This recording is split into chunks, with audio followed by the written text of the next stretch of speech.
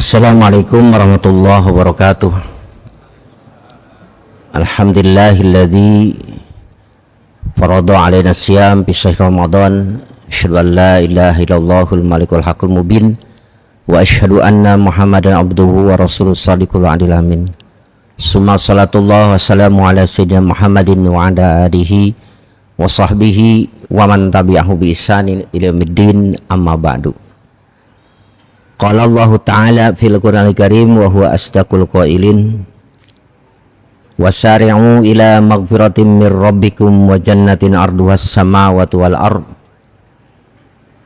uiddat lil muttaqin alladzina yunfiqu fis sarri wad dharra wal kadhiminal ghaidha wal 'afina linnas wallahu yuhibbul muhsinin. Shadaqallahul adzim. Para jamaah yang dimuliakan Allah, yang saya hormati, alhamdulillah jamaah yang hadir pada subuh hari ini istiqomah melaksanakan itikaf sejak tadi malam. Mudah-mudahan itikaf tadi malam bertepatan dengan Lailatul Qadar, sehingga amaliyah yang dilakukan pada malam tadi pahalanya kita peroleh yang lebih baik daripada ibadah 1000 bulan tanpa Lailatul Qadar. Kemudian pada pagi ini saya akan sampaikan kajian khusus tentang apa yang akan kita lakukan biasanya setelah masuk tanggal 1 Syawal, bahkan sebelum kita melaksanakan sholat id. Begitu berkumandang adzan maghrib, lanjut isya, ada pengumuman besok 1 Syawal.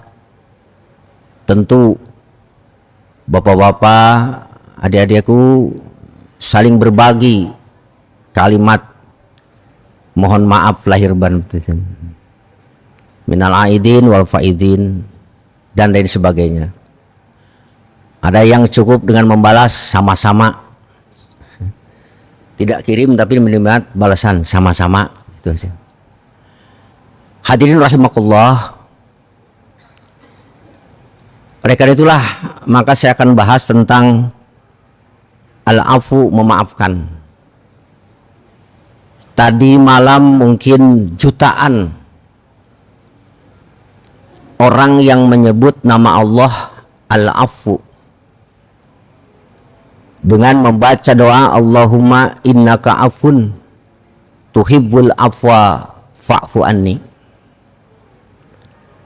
Kita minta kepada Allah akan pemaafan karena kita akui bahwa itu afun, pemaaf, tuhibbul afwa, senang kepada pemaaf. Apa arti maaf? Maaf itu berasal di bahasa Arab dari kalimat afu. Afu atau kita terjemahkan dengan memaafkan berasal dari kalimat mahwu. Mahwu itu menghapus. Ada juga yang bermakna mencabut. Ya. Nah, kalimat afu yang berasal kata mahwu, menghapus ataupun mencabut. Menghapusnya tidak kepalang tanggung, mencabutnya tidak kepalang tanggung sampai tuntas, sampai ke akar-akarnya. Jadi kalau diumpamakan seperti kita menyembelih seekor ayam, kemudian setelah disembelih dikeluarkan kotorannya, dicabut bulu-bulunya, dicincang, dibakar, dimakan hingga tidak ada yang tersisa. Atau kalau boleh katakan seperti pohon yang dicabut sampai ke akar-akarnya, lalu digergaji, dipotong-potong, dibakar sampai menjadi debu, sehingga tidak ada bekasnya sedikit pun. Itulah makna dari afu, ya. Nah, mungkin agak sedikit berbeda dengan ghafur. Kita membaca kalimat ghafur, maha pengampun, sering terjemahkan, atau al-ghaffar, sama juga ghafar dengan ghafur. Berbeda dengan afu. Kalau ghafur itu maknanya as-satru, menutupi, ya. Jadi kalau dihubungkan dengan dosa atau kesalahan kita, kalau afu itu menghapus dosa-dosa tersebut hingga tidak ada bekas sama sekali. Kalau kertas itu ada tulisan yang salah, dihapus sehingga seperti kertas baru. Kalau ghafur bukan dihapus, tapi ditutup sehingga tidak nampak. Yaitu perbedaannya antara afu dan maghfirah, ya. Nah, kita minta kepada Allah, kalau dengan kalimat ghafur, ighfirli, kita minta kepada Allah dosa-dosa itu ditutup, sehingga dengan kata lazimnya dosa itu diabaikan oleh Allah. Kita tidak punya dosa, namun bekasnya masih ada karena jadi tutup. Beda dengan afu. Kalau afu benar-benar terhapus, tercabut sampai ke akar-akarnya. Kalau kertas benar-benar seperti kertas putih. Nah, ini sama dengan sofhu. Sofhu itu lebih mendalam lagi dari kata afu. Nah, Allah Subhanahu wa Ta'ala, sebagaimana kita yakini bahwa Allah itu bernama Afun. Kita akui tadi malam berapa ratus, mungkin ribu kali dari saudara-saudara ini yang membaca Allahumma innaka afun tuhibbul afwa fa'fu anni, Allahumma innaka afun tuhibbul afwa. Ada yang menambah Allahumma innaka afun karim tuhibbul afwa fa'fu anni. Jadi kita minta kepada Allah agar dosa-dosa kita itu benar-benar terhapus, tidak ada yang tersisa. Nah, para hadirin rahimakumullah,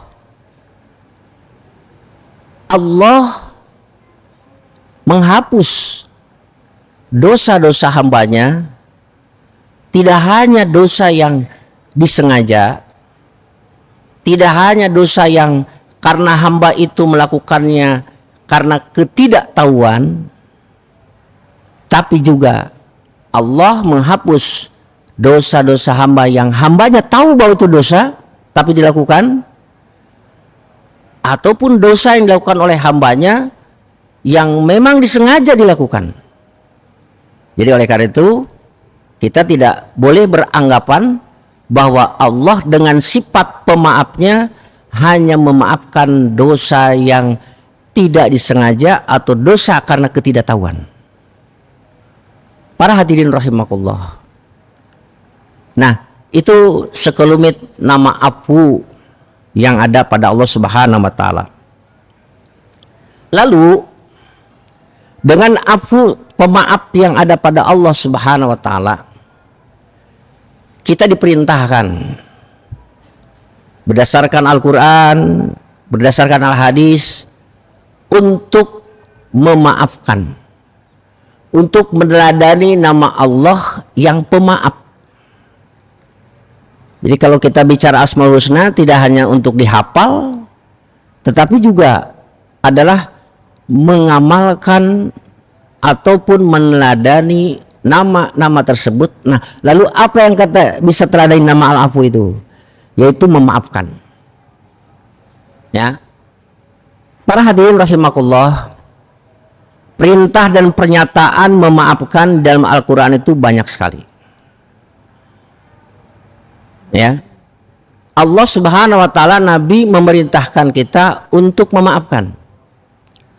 Walaupun minta maaf wajib. Ada seorang ahli tafsir mengatakan setahu dia tidak ada di Al-Qur'an perintah untuk minta maaf walaupun itu wajib. Yang ada adalah perintah memaafkan. Kenapa? Apa hikmahnya? Allah, Nabi memerintahkan kepada kita untuk memaafkan daripada perintah untuk minta maaf. Padahal minta maaf itu wajib. Hadirin rahimakumullah. Hikmahnya diantaranya karena ya, minta maaf itu terkadang orang segan untuk memintanya karena takut, karena malu, ya. Nah, kemudian juga karena faktor takut dan malu ini, jangan sampai orang itu terhalang untuk minta maaf. Maka kita diperintahkan oleh Allah maafkan dia.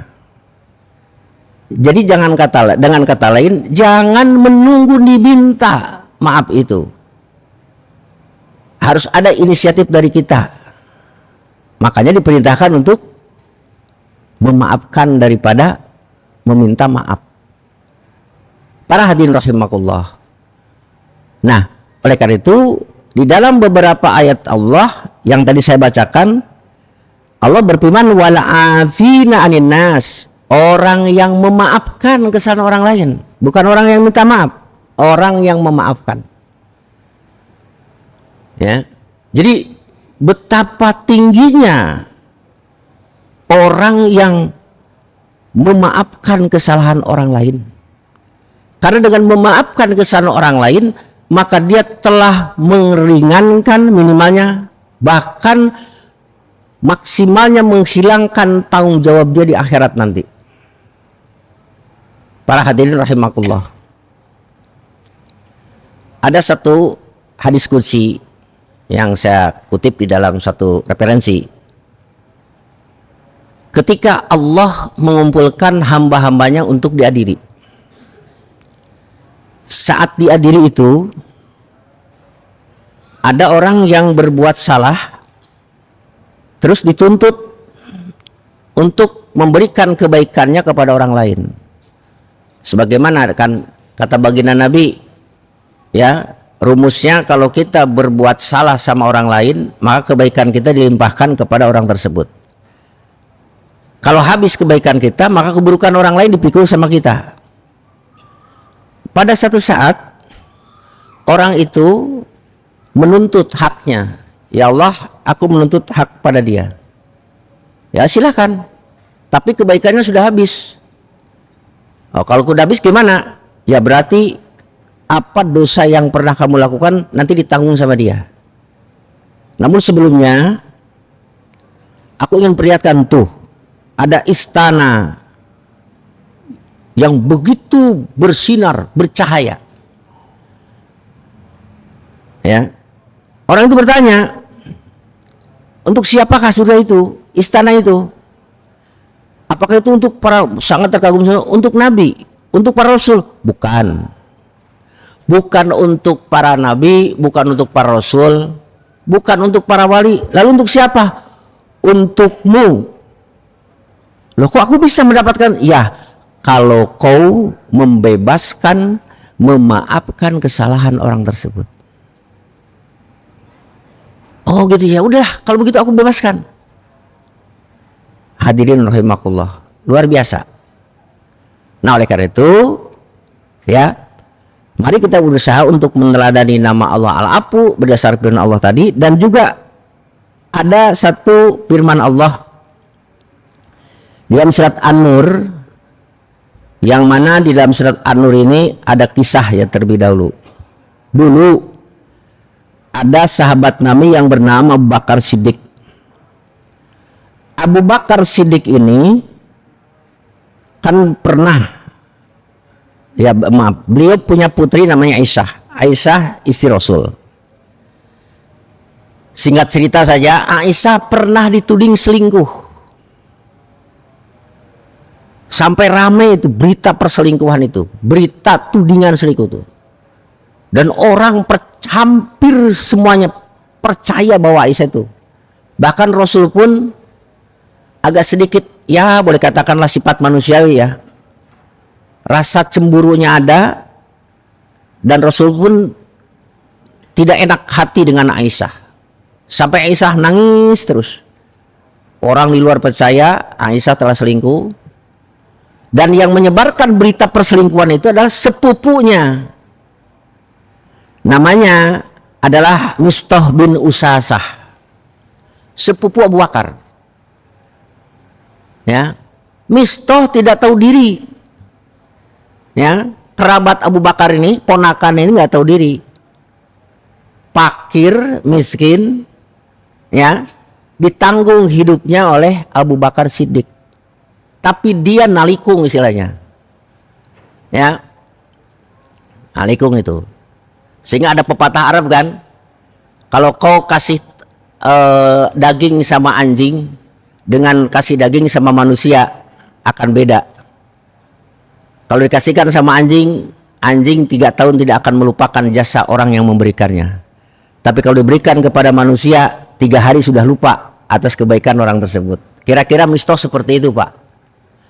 Dia nyebarkan berita ini sampai orang-orang pada tahu. Wah, udahlah rame.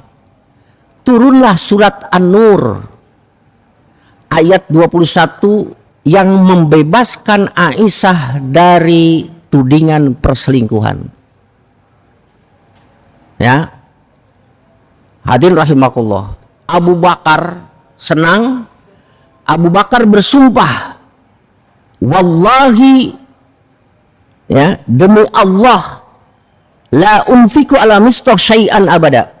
Demi Allah, aku tidak akan memberikan kontribusi infak lagi kepada Mistah selamanya. Bersumpah, Pak. Nah, kemudian turunlah surat An-Nur ayat 22 yang berbunyi, ya, wala ya'tali ulul fadli minkum wassa'ah.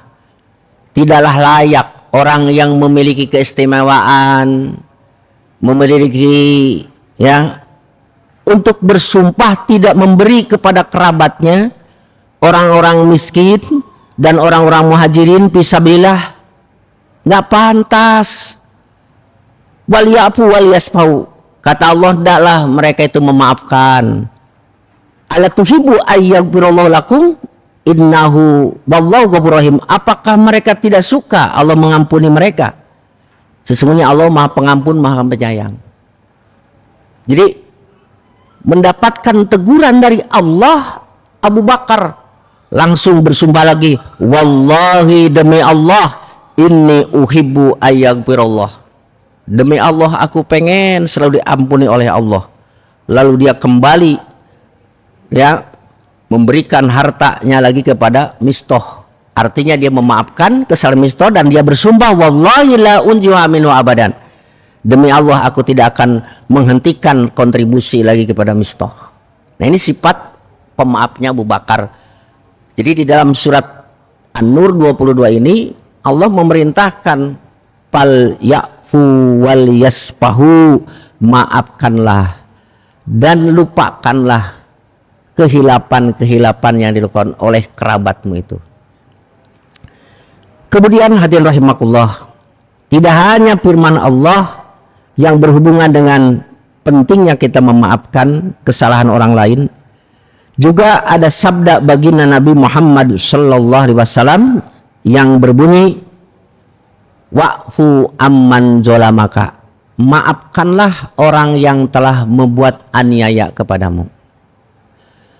Ya, ini perintah dari Nabi, dan memang Nabi terkenal dengan sifat pemaafnya.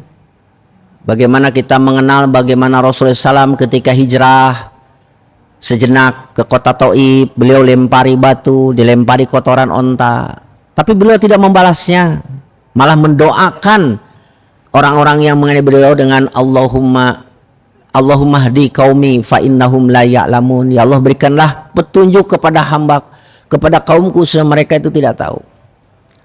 Kemudian juga Bagaimana tadi Abu Bakar Siddiq, ya. Dan juga ada seorang tabi'in yang memberikan satu statement, namanya Umar bin Abdul Aziz. Beliau mengatakan, ahabul umur ilallah salasatun. Ya, perkara yang paling dicintai oleh Allah ada 3. Yang pertama, al-afu fil qudrah, memaafkan ketika mampu untuk membalas kesalahan orang lain. Ini paling berat, Pak. Seorang jenderal, ya, diculasi misal, ya, contohnya oleh bawahannya, ya, tetapi dia dengan apa? Dengan tidak menunggu permintaan maaf, dia sudah memaafkan bawahannya. Padahal dia mampu untuk marah. Seorang atasan, seorang ayah, ya, mampu untuk marah kepada istrinya, mampu untuk apa? Membalas kedoliman orang lain, tetapi dia tidak membalas kedoliman tersebut, malah justru membalasnya dengan afu. Yang kedua, kata beliau, al-qasdu fil jiddah, sederhana dalam kemewahan. Ya, itu perkara yang paling dicintai, itu sederhana dalam kemewahan. Dalam artian dia punya harta banyak, boleh katakanlah sultan di mana-mana, tapi sederhana dalam penampilan, sederhana di dalam apa? Ya, konsumsi makanan. Saya lebih ya kadang-kadang suka lihat itu Bapak Yusuf Hamka, rajanya jalan tol Indonesia, ya. Dia makan di warteg, pakai jam tangannya Seiko, mobilnya Kijang Innova, ya. Bukan dia tidak mampu untuk membeli mobil yang super mewah gitu, ya. Makan di restoran bintang 5 tiap pagi, makan di bintang 5 ini sore, makan. Bukan, tapi dia menjaga dalam kesederhanaan. Itu salah satu contoh di kita. Kemudian yang kedua, waribku fil ibadah. Ribku fil ibadah itu lemah lembut, artinya, ya, mencari kemudahan atau melakukan yang mudah, ringan di dalam melaksanakan ibadah. Nah, itu salah satu daripada dasar-dasar pentingnya kita memberikan maaf kepada orang lain. Para hadirin rahimakumullah, dari beberapa firman Allah, sabda Nabi tersebut, maka dapat disimpulkan faidahnya kita memaafkan kesalahan orang lain. Yang pertama, orang yang memaafkan kesalahan orang lain tadi di dalam surat Al-Imran, dia termasuk orang yang salah satu daripada orang yang sempurna takwanya. Tadi difirmankan, wallahu, Allah berfirman, wal afin anin nas, orang yang memaafkan kesalahan orang lain.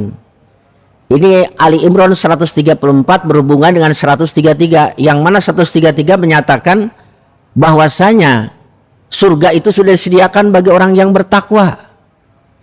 Nah, di antara orang yang bertakwa yang mendapatkan surga itu adalah 134, wala afina anin nas, orang yang memaafkan kesalahan orang lain. Ini faidah.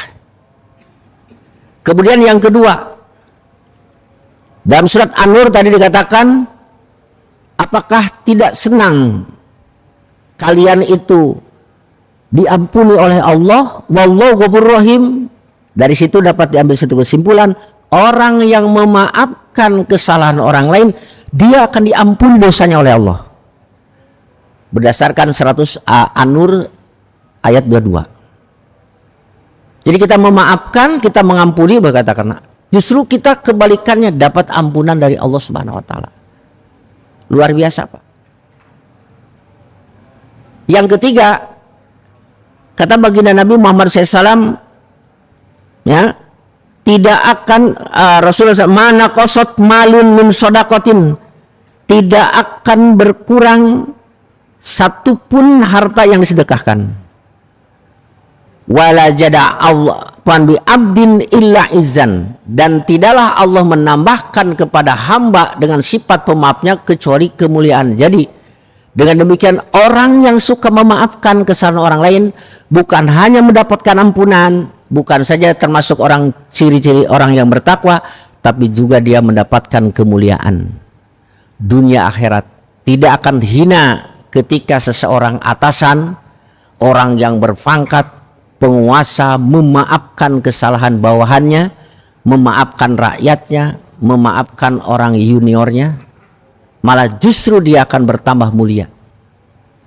Tapi sebaliknya kalau dibalikan, ya, kalau orang tidak mau memaafkan kesalahan orang lain, ya, maka jangan harap dia akan menjadi mulia, tapi justru akan menjadi hina. Nah, oleh karena itu hadirin rahimakumullah, mari kita sama-sama di bulan suci Ramadan yang nanti berakhir dengan 1 Syawal, jangan menunggu dulu kita untuk dimintai maaf sama seseorang, tapi justru kita, ya, memaafkan kesalahan orang tersebut. Karena tadi dengan memaafkan kesalahan orang tersebut, maka bebannya di akhirat nanti dia akan berkurang. Kalau kita bisa mengurangi beban orang lain, penderitaan orang lain dunia, di akhirat pun Allah pun akan membalasnya. Hal jazaul ihsan ilal ihsan, tidaklah kebaikan kecuali dengan balasan kebaikan. Kita berbuat baik, memaafkan kesalahan orang lain, Allah akan balas kebaikan kita dengan memaafkan kesalahan-kesalahan kita. Jadi oleh karena itulah, ya, ini hablum minan nas.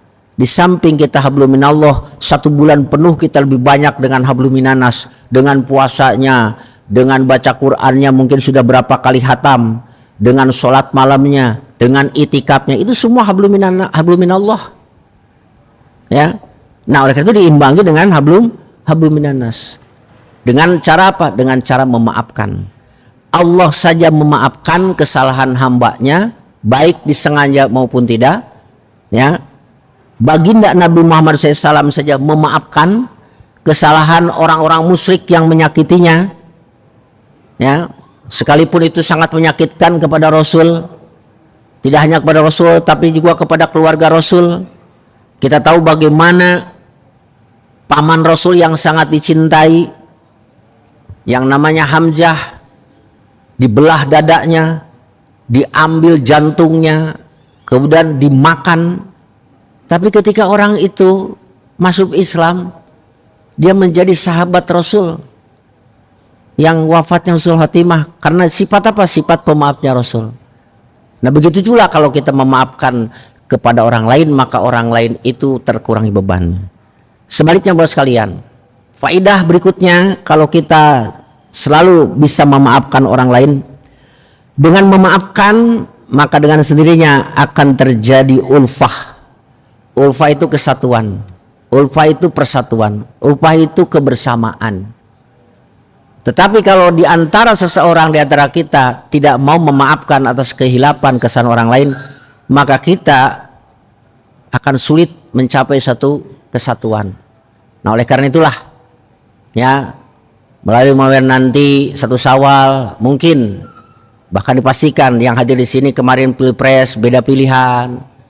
Jangan terus berlarut-larut saling caci, saling maki di medsos ataupun di grup WA-nya, grup-grup yang lainnya. Lapangkanlah hati kita untuk memaafkan kesalahan orang lain, sekalipun orang lain itu pernah mungkin menzolimi kepada kita.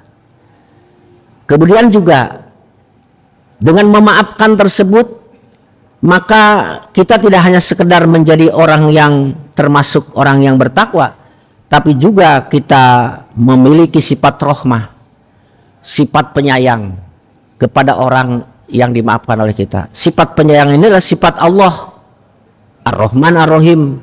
Sifat penyayang inilah sifat baginda Nabi Muhammad SAW. Kalau kita tidak menirunya, siapa lagi yang ditiru oleh kita kalau bukan baginda Nabi Muhammad SAW dengan sifat pemaafnya. Hadirin rahimakumullah, jadi itu saja yang dapat saya sampaikan.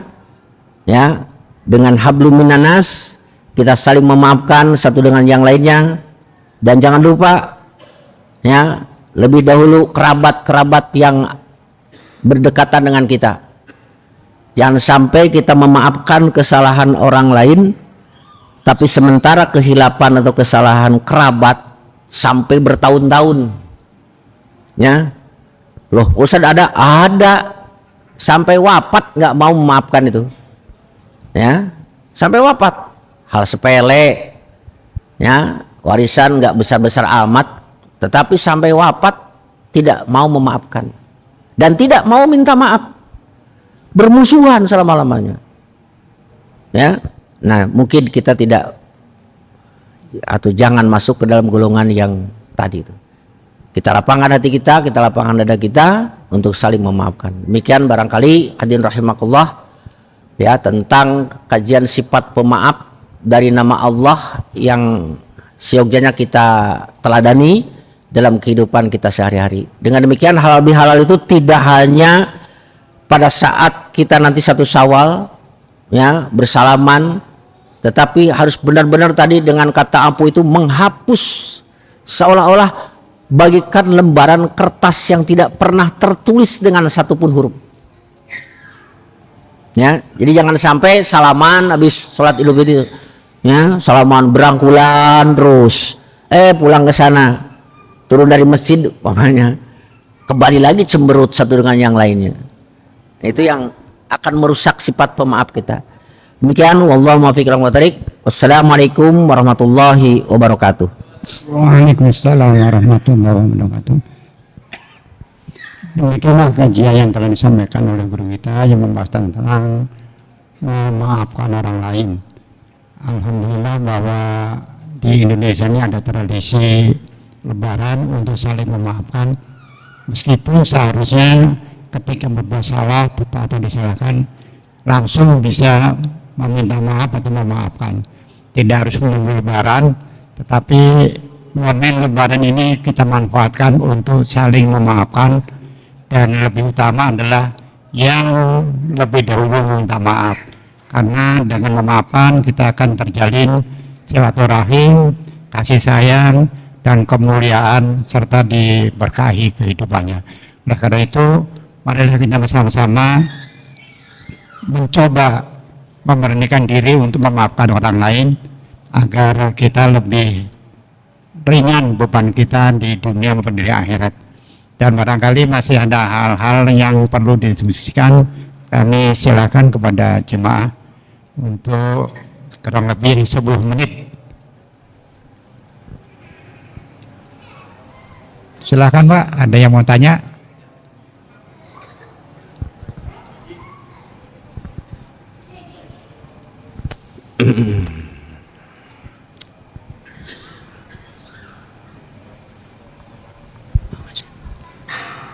Bismillahirrahmanirrahim. Assalamualaikum warahmatullahi wabarakatuh. Waalaikumsalam warahmatullahi Wal ngafina anin nas.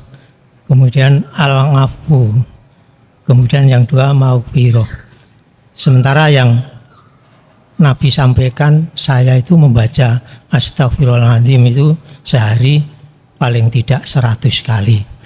Paling tidak setelah sholat fardu dan sholat-sholat yang lain itu 100 kali. Sementara Allahumma innaka ngafum karim itu sepertinya hanya diucapkan setiap puasa saja. Padahal antara astagfirullah dan Allahumma innaka ngafum karim itu hubungannya dengan Allah semata, bukan dengan manusia gitu. Nah ini gimana Ustadz itu wal ngafina anin nas tadi, sehingga realisasinya biasanya ya seperti kalau kita sudah Idul Fitri itu baru ngafina anin nas. Demikian, Assalamualaikum warahmatullahi wabarakatuh. Ya. Tadi hubungannya antara maghfirah ya dengan afu. Ya. Nah, sifat afu itu tidak hanya dimiliki oleh manusia, tapi juga oleh Allah. Allah menyuruh kita untuk memaafkan karena Allah pemaaf. Nah, sementara kalau ghafur dengan ghafar ya, itu kecenderungannya hanya dimiliki oleh Allah. Jadi tidak ada manusia yang layak untuk disebut ghafur. Ya. Tidak ada disebut ghafur. Tapi kalau meneladani makna Ghafur itu, ya, gitu, layak dan harus kita ikuti. Itu perbedaan antara afu dan Ghafur. Di samping tadi kalau afu itu menghapus, kalau Ghafur itu menutup, ya. Nah, para hadirin rahimakumullah, kenapa atau apa hikmahnya? Kalau kenapa ya dasarnya sudah saja, kalau kenapa nanyain dalil ya. Paling kita nanya hikmah, apa hikmahnya? Kita itu setelah sholat diperintahkan astagfirullah, istighfar ya. Karena tadi kalau Ghafur itu karena hanya sekedar untuk ditutupi, maka perlu ditutup terus sesering mungkin itu. Ya, ini salah satu hikmahnya. Kalau afu sekali setahun udah bersih. Makanya Ghafur dengan dilakukan lebih banyak, sementara afu cuma sekali di dalam bulan puasa saja. Karena dengan sekali ini sudah luar biasa dampaknya. Beda dengan Ghafur. Ghafur itu hanya tadi sekedar ditutup. Itu korelasi antara afu dan Ghafur, ya. Jadi istilah gini, kita minta kepada Allah itu dua-duanya, ya Ghafur ya afu, ya. Ghafur afu. Jadi ya ditutupi, ya terhapus. Makanya tadi sampaikan afu itu lebih kuat daripada Ghafur, pengampunan. Nah gitu Pak, ya, kurang lebih korelasi antara Ghafur dan afu, ya. Makanya kalau Ghafur, terus lagi kalau Ghafur pengampunan cuma terbatas ya 7, ya, kemudian hanya berapa 70 sampai 100. Tapi kalau Allahumma innaka afun diperbanyak, tidak ada batasan sampai semalaman gitu, ya. Cukup barangkali dari saya sebagai Ustaz, ya. mau tanya, dalam pelaksanaannya memaafkan, apakah kita harus sampaikan kepada orang yang kita maafkan, dan seandainya kita sampaikan, apa nggak ada kesan bahwa kita tuh sombong, dia hebat lah memaafkan orang lain, padahal orang dimaafkan belum tentu dia merasa salah gitu, Ustaz. Kira-kira gimana, Ustaz? Ya, intinya memaafkan itu kita tidak merasa orang itu tidak berdosa, tidak bersalah sama kita. Bahkan tadi sudahlah dikubur gitu ya. Tidak.